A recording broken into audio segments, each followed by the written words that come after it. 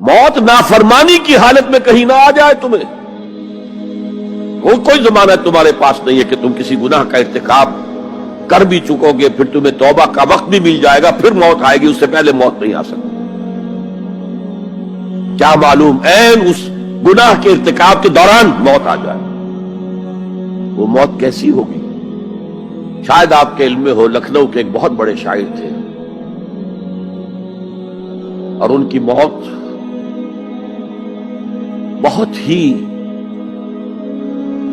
مکروہ حالات میں واقع. رات کو 2-3 بجے, جس کو آپ انگریزی میں کہتے ہیں in the small hours of the morning, شراب خانے سے نکلے, نشے میں دھت, چکر آیا, گرے, اور ساتھ ہی بدرو جا رہی تھی گندی نالی, اس میں گر گئے, وہاں سے لاش برآمد. کیسی موت ہے یہ؟ نافرمانی کی حالت میں موت آئی ہے, شراب کے نشے کی حالت میں موت آئی ہے. اور کیا یہ ممکن نہیں ہے کہ کوئی شخص بدکاری کا ارتکاب کر رہا اور عین اسی فعل کے دوران موت آ جائے؟ اچھا, اب اگر آپ نے طے کر دیا نہیں مروں گا مگر حالت فرما برداری میں, اس کی ایک ہی شکل ہے, کوئی لمحہ بھی نافرمانی میں بسر نہ ہو, مبادا اسی لمحے موت آ جائے. ہر لمحے کا پہرا دیجئے, ہر ساتھ کی پوری حفاظت کیجئے, کہیں نافرمانی کا کوئی ارتکاب نہ ہو اور عین اس حالت میں کہیں موت نہ آئے. میں وہ حدیث آپ کو سنا چکا ہوں, لا یزنی الزانی حین یزنی وہو مومن. کوئی زانی حالت ایمان میں زنا نہیں کرتا, جب وہ زنا کر رہا ہوتا ایمان اس کے دل سے نکل کر اوپر سر پر منڈلاتا رہتا. کوئی چور حالت ایمان میں چوری نہیں کرتا, ولا یسرق السارق حین یسرق وہو مومن. کوئی شرابی حالت ایمان میں شراب نہیں پی سکتا, ولا یشرب الخمر حین یشرب وہو مومن. اگر ایمان بھی ہو دل میں اور یہ حرکات بھی ہو رہی ہو تو وہ ایمان 2 پیسے کا نہیں, 2 ٹکے کا نہیں. کیا اس ایمان کی قیمت ہے؟ کیا قدر و قیمت ہے اس کی؟ اب اگر عین اسی حالت کے اندر موت آ گئی تو یہ تو خلوع ایمان ہے, ایمان کا خالی ہو جانا ہے. یہ ہے وہ بات جو کہی گئی. اب یہ اسلام اور تقوی, ان دونوں کو یہاں نوٹ کر لیجئے. یا ایھا الذین آمنوا اتقوا اللہ حق تقاتہ ولا تموتن الا وانتم مسلمون. اے ایمان کے دعوے دارو, اللہ کا تقوی اختیار کرو جتنا کہ اس کے تقوی کا حق ہے, اور دیکھنا موت نہ آنے پائے مگر فرما برداری کی حالت. اب یہ اینٹیں اگر پختہ ہو گئی ہیں, ہم نے جہاد کے مختلف مراحل ان پر غور کیا تھا. پہلا مرحلہ کیا تھا؟ نفس امارہ کے خلاف جہاد, شیطان اور اس کی ذریت سلبی و مانوی کے خلاف جہاد, بگڑے ہوئے معاشرے کے جو پریشرز ہیں ان کے خلاف جہاد. یہ 3 جہاد کر کے کما حق ہو فرض کیجئے کہ اب آپ تقوی اور فرما برداری کی روش پر راسخ ہو گئے, قائم ہو گئے. اب اگلا قدم کیا ہے؟ اب ان اینٹوں سے فصیل بنانی ہے. اینٹیں تو مضبوط ہو گئی, پوری طرح پک گئی, پختہ ہو گئی. وہ جو اقبال کہتا ہے کہ خام ہے جب تک تو ہے مٹی کا ایک انبار تو, اور پختہ ہو جائے تو ہے شمشیر بے زنہار تو. اور جس سے اکبر الہ آبادی نے بھی کہا ہے, اس سے بھی بہتر انداز میں کہا ہے, تو خاک میں مل اور آگ میں جل, جب خشت بنے تب کام چلے. ان خام دلوں کے عنصر پر بنیاد نہ رکھ, تعمیر نہ کر. اگر ساحل سمندر سے ریت لے کے گولا بنا لیں, وہ نم تو ہوتی ہے ریت, گولا بن جائے گا, پھر اسے شیشے پر بھی ماریں گے, شیشہ کھڑا رہے گا, ریت بکھر جائے گی.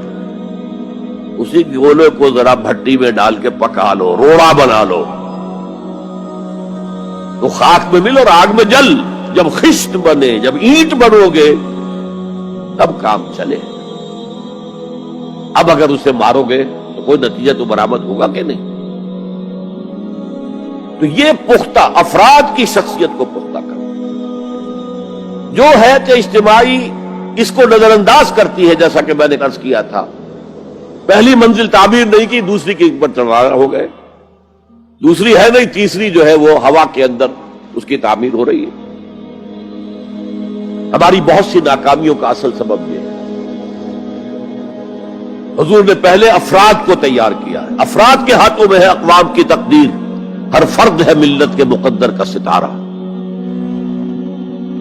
اور ہر حیث اجتماعی یا کوئی تنظیم ہو، کوئی جماعت ہو جو اسلام کی سربلندی کے لیے کام کرنا چاہیے، اسے سب سے پہلے پختہ کردار والے افراد تیار کرنے ہوں گے۔ یا ایھا الذین آمنوا اتقوا اللہ حق تقاتہ ولا تموتن الا وانتم مسلمون۔ اب دوسرا نقطہ کیا ہے؟ ان کو جوڑنا ہے، اب اینٹوں کو جوڑنا ہے۔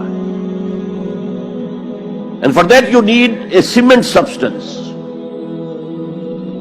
پچھلے زمانے میں چونا وغیرہ ہوتا تھا، چونے سے جوڑا جاتا تھا، آج کل سیمنٹ ہے۔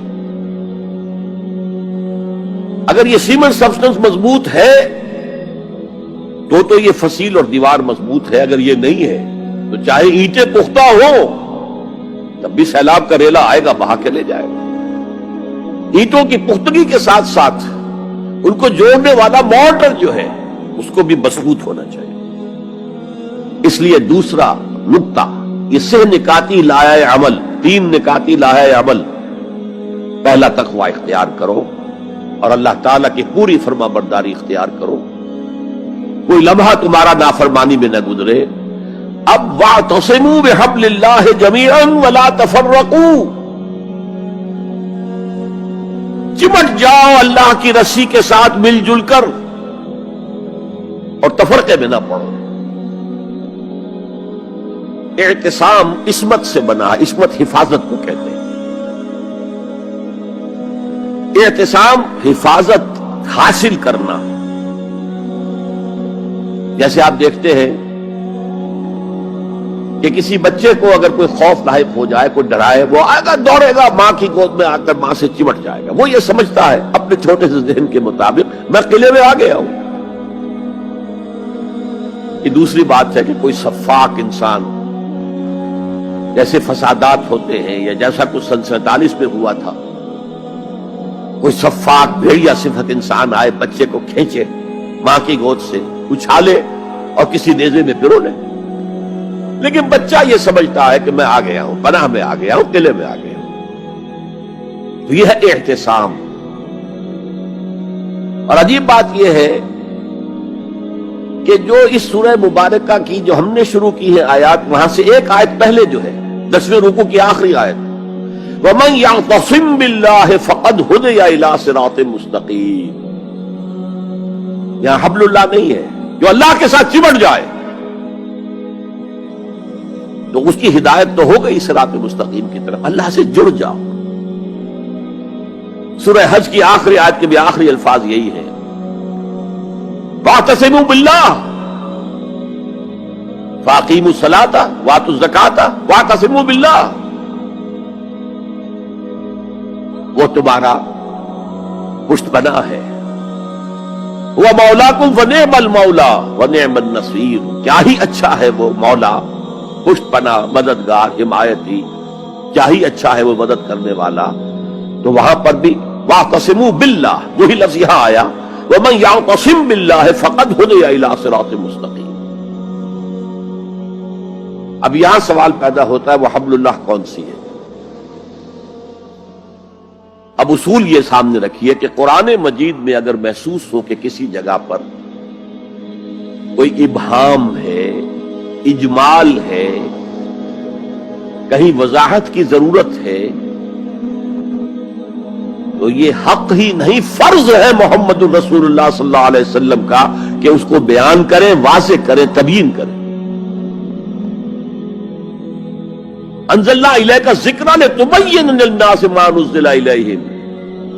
اے نبی، ہم نے آپ کی طرف یہ ذکر اس لیے نازل کیا ہے کہ آپ لوگوں کے لیے واضح کریں وہ شے جو ان کے لیے نازل کی گئی، ان کی طرف بھیجی گئی۔ آج ایک عظیم ترین فتنہ ہمارے ہاں جو ہے وہ انکار حدیث کا ہے۔ وہ گویا کہ حضور کو یہ حق ہی دینے کو تیار نہیں۔ کہ قرآن مجید کی آیات کی توضیح کریں، تبیین کریں، جہاں کہیں کوئی سوال پیدا ہو اس کا جواب دیں. لیکن یہ جان لیجئے یہ حضور کا صرف حق نہیں، فرض. مجھے ایک بڑا تلخ تجربہ ہوا تھا لاہور میں 1973 میں، وہ جو عالمی کانفرنس ہوئی تھی لاہور میں، دنیا کے تمام مسلمان ملکوں کے سربراہ وہاں جمع تھے. تو اس زمانے میں اس آیت کا بڑا چرچا تھا، اخبارات میں بھی بڑے بڑے اشتہار شائع ہو رہے لوگوں کی طرف سے، وَاعْتَصِمُوا بِحَبْلِ اللَّهِ جَمِيعًا وَلَا تَفَرَّقُوا. رکشاؤں کے پیچھے بھی بینر لگے ہوئے ہیں، ٹیکسیوں کے پیچھے بینر لگے ہوئے ہیں، وَاعْتَصِمُوا بِحَبْلِ اللَّهِ جَمِيعًا، بینر آویزاں ہیں سڑکوں پر جا بجا. لیکن میں ایک پریس میں گیا کہ جہاں میری ایک کتاب چھپ رہی تھی اور تاخیر ہو رہی تھی، تو میں ذرا ان سے کہنے گیا جلدی کرو. وہاں ایک صاحب آئے ہوئے تھے اور بدقسمتی سے آزاد کشمیر، جو ہمارے ہاں آزاد کشمیر کہلاتا ہے، آپ کے ہاں وہ مقبوضہ کشمیر کہلائے گا، اس کے وہ محکمہ جو انفارمیشن ڈپارٹمنٹ کے سیکرٹری تھے، اہم تھے. ان کا یہ کیا رہا؟ یہ لا یعنی کلام ہے، بے معنی کلام ہے. وَاعْتَصِمُوا بِحَبْلِ اللَّهِ جَمِيعًا، کہاں ہے وہ رسی؟ کس کو رسی؟ کون سی رسی کو پکڑوں؟ بہت صدمہ ہوا، لیکن کیا کیا جائے؟ اصل میں کمیونسٹ ذہن کے تھے. اب اس لیے وہ اللہ کے رسول نے واضح کیا ہے کہ حبل اللہ کون سی. میں وہ حدیث آپ کو سنا چکا ہوں، حضرت علی رضی اللہ تعالیٰ عنہ سے جو مروی ہے، نبی اکرم صلی اللہ علیہ وسلم، ترمذی شریف اور دارمی یا بیہقی میں موجود ہے. تو اس میں یہ الفاظ میں ہوا حبل اللہ المتین وہو الذکر الحکیم وہو الصراط المستقیم. حضرت علی فرماتے یہ ہے کہ میں نے سنا حضور نے ارشاد فرمایا ان قریب ایک بہت بڑا فتنہ رونما ہوگا، انہا ستکون فتنۃ. میں نے سوال کیا مل مخرج منہا یا رسول اللہ، اے اللہ کے رسول فرمائیے اس سے نکلنے کا راستہ کون سا ہوگا، مخرج کون سا ہوگا، ایگزٹ کون سا ہوگا. یا آپ کے ہالز میں جہاں ایگزٹ لکھا ہوا ہوتا ہے سرخ سی بتیوں کے ساتھ، عرب ممالک میں مخرج لکھتے ہیں اس کو، نکلنے کی جگہ، بھاگنے کی جگہ. اگر کہیں دھواں بھر جائے، کہیں آگ لگ جائے تو بھاگو ان روشنیوں کی طرف، ان دروازوں کی طرف، وہ کھل جائے. تو جب حضور نے فرمایا کہ انہا ستکون فتنۃ، تو حضرت علی کہتے میں نے پوچھا بل مخرج منہا یا رسول اللہ، فرمایا کتاب اللہ، فتنوں سے بچانے والی اور فتنوں سے نکالنے والی شے صرف کتاب اللہ. فیہ خبر ما قبلکم ونبأ ما بعدکم وحکم ما بینکم، اس میں تم سے پہلے جو اقوام تھی ان کی خبریں موجود ہیں، تمہارے بعد آنے والی جو چیزیں ہیں ان واقعات کا تذکرہ موجود ہے، اور تمہارے درمیان جو اختلافات بھی رونما ہو سکتے ہیں ان سب کا حل موجود ہے. یہ حضور کا حکم ہے، پہنچاؤ میری جانب سے چاہے ایک یاد پہنچاؤ. اچھا نمبر 2، اب حکم دیا گیا، اس کی مثال میں دے رہا ہوں آپ کے سامنے. جب ایران کے ساتھ جنگ شروع ہوئی ہے تو سپہ سالار افواج ایران رستم نے وفد بلایا ہے. اے عربو، تم پہلے بھی ہم پر حملے کیا کرتے تھے، لیکن پہلے لوٹ مار کر کے واپس چلے جاتے تھے. یہ جان لیجئے یہ ہسٹری کا ایک موقع ہے خاص، کہ ایک سیٹلڈ سیویلائزیشنز ہوتی ہیں اور ایک وہ جو رہتے ہیں سطح مرتفع پر، وہاں پانی نہیں ہوتا، وہ فصل کہاں سے آ جائے گی. یا ریگستان میں جو وہاں بستے ہیں وہ کیا کرتے ہیں؟ وہ وقتاً فوقتاً جاتے ہیں، جپٹا مارتے ہیں، لوٹ مار کرتے ہیں، لے کر وہاں سے دولت آتے ہیں. اسی پر ان کی گزارا تھا. تو پہلے بھی آیا کرتے تھے، لوٹ مار کر کے چلے جاتے. اس دفعہ پیچھا بھی چھوڑ ہے. الفاظ مختلف ہو سکتے ہیں. جو مسلمان وفد کا سربراہ تھا اس کا جواب سنیے، انا قد ارسلنا. دیکھو رستم، پہلے ہم خود آتے تھے، اب ہمیں بھیجا گیا ہے. اللہ نے بھیجا محمد کو، محمد نے بھیجا ہمیں صلی اللہ علیہ وسلم. کس لیے؟ لنخرج الناس من ظلمات الجہالت الى نور الایمان ومن جور الملوک الى عدل الاسلام. اس لیے بھیجا گیا ہمیں کہ نوع انسانی کو شرک اور کفر کی جہالتوں سے نکال کر ایمان کی روشنی میں لائیں اور بادشاہوں کے ظلم و ستم کے پنجے سے نجات دلا کر عدل اسلام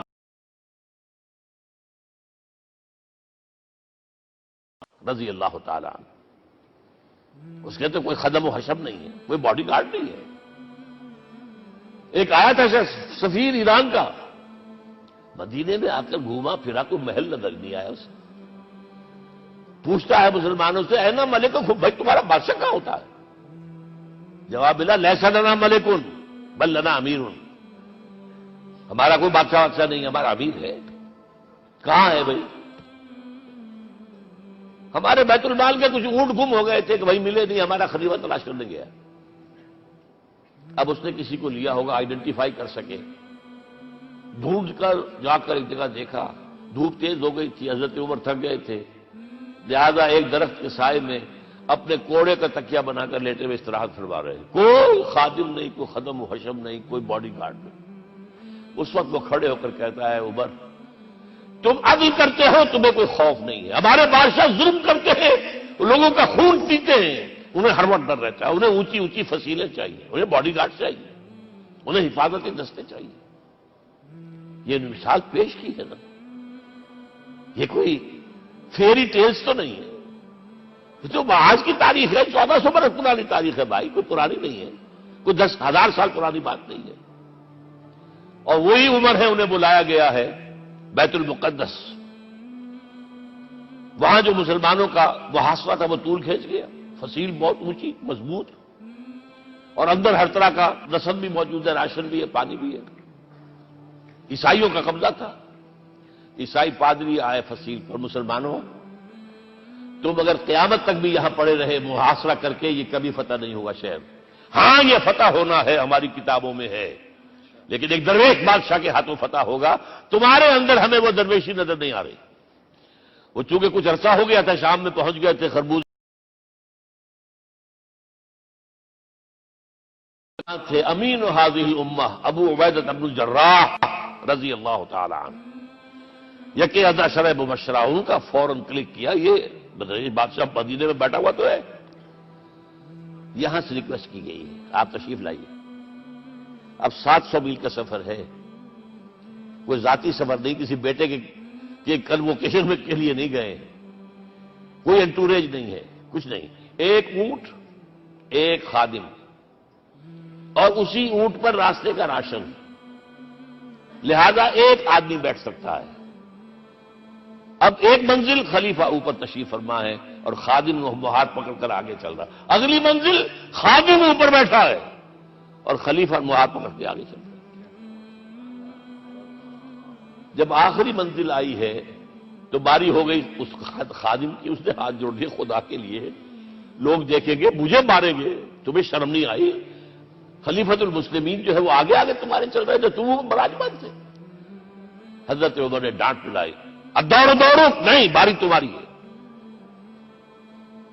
وہ بیٹھا ہوا اوپر، حضرت عمر پنکیل پکڑ کر آ رہے ہیں، اور بیچ میں کہیں کیچڑ آ گیا تھا، جوتیاں بھی ہاتھ میں پکڑی ہوئی ہیں۔ اب وہاں آتے ہی انہیں لے جایا گیا فصیل کے سامنے، انہوں نے اوپر سے اپنی کتابیں دیکھی، ہاں یہی ہے درویش بادشاہ، یہ فتح نہیں ہوا تھا یروشلم، یہ ایک صلح کے طور پر انہوں نے دیا ہے، کھول دیا، آ جاؤ۔ اور انہوں نے شرط رکھوائی تھی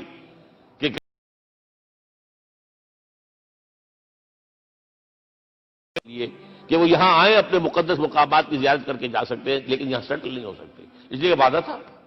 یہ وعدہ جو ہے سلطان عبدالحمید خان تک چلا ہے، بڑی سے بڑی رشوت پیش کی تھی زائرنس نے، تمہارے سارے قرضے ہم ختم کر دیں گے، تم جو ہے ہمیں فلسطین میں آباد ہونے کا حق دے دو۔ نہیں، جو معاہدہ عمر کا تھا اس میں میں کوئی ترمیم نہیں کر سکتا۔ تو یہ مثالیں ہیں جو پیش کی گئی ہیں۔ میں تو کہا کرتا ہوں، جب میں نے پڑھا تھا کہ کرنل جمال عبد الناصر کی بیٹی سائیکل پر جاتی ہے کالج، کیو این لائی کی بیٹی بھی سائیکل پر کالج جاتی ہے، احساس ہوا تھا عظمت ہے نا آخر، چاہے وہ کسی غیر میں ہو۔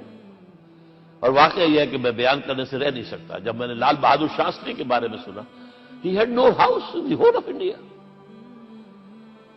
یہ تو بھارت کی ڈیموکریسی کا ایک معجزہ ہے. A person who doesn't own a house in the whole length and breadth of India and he rose to his position of Prime Minister. ہمارے یہاں کسی میونسپلٹی کا جو ہے ممبر نہیں بن سکتا. اس کی بیوی اپنے گھر میں خود کھانا پکاتی تھی, کوئی ملازم نہیں تھا. اور جب ہارٹ اٹیک ہوا ہے تاشقند میں, تو وہ جو مرتے دم بات کی ہے اس نے ماتا جی سے کی ہے, بیوی سے نہیں کی. یہ ہماری مشرقی روایات ہیں, ماں کا مقام. لیکن یہ تمام مثالیں جو ہیں پوری نوع انسانی 10 مرتبہ پیدا ہو کر ختم ہو جائے, حضرت عمر والی مثالیں نہیں لا سکتے. رات کو گشت کر رہے ہیں, ایک جگہ سے رونے کی آواز آئی, معلوم ہوا کہ بچے ہیں, بھوکے ہیں, رو رہے ہیں. ماں سے پوچھا گیا کیا معاملہ ہے, کہ کیا کروں, کچھ نہیں ہے, میں نے یہ آنڈی چڑھا دی ہے, چولہے کے اوپر آگ جلا دی ہے, بچوں سے کہا بھائی کچھ پک رہا ہے, ذرا انتظار کرو, سو جائیں گے. کانپ گئے, ایسی گئے سیدھے بیت المال. آٹے کی بوری اپنے غلام سے کہا میرے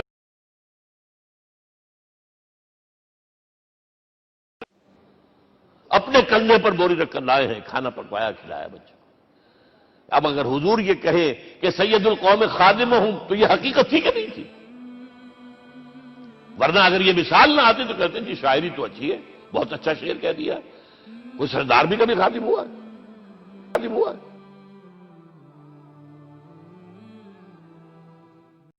حدیث میں یہاں تک الفاظ آتے ہیں, حضور نے تلقین کیا ہے نوجوان صحابہ کو, میرے بچے یقین کر, اگر تمام انسان تل جائیں تمہیں کوئی نقصان پہنچانے پر, نہیں پہنچا سکتے مگر وہی کچھ جو اللہ نے لکھ دیا ہو. اور تمام انسان جمع ہو جائیں تمہیں کوئی نفع پہنچانے پر, نہیں پہنچا سکتے مگر اتنا ہی یا ویسا ہی جیسا کہ اللہ نے لکھ دیا.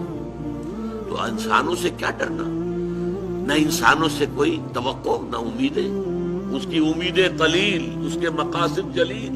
انسانوں سے امید نہ رکھو, اللہ سے امید رکھو. ساری توقع اس سے رکھو, سارا بھروسہ اس پر رکھو, کسی اور پر توکل نہ ہو. یہ ہے در حقیقت مرتبہ ولایت, مقام ولایت.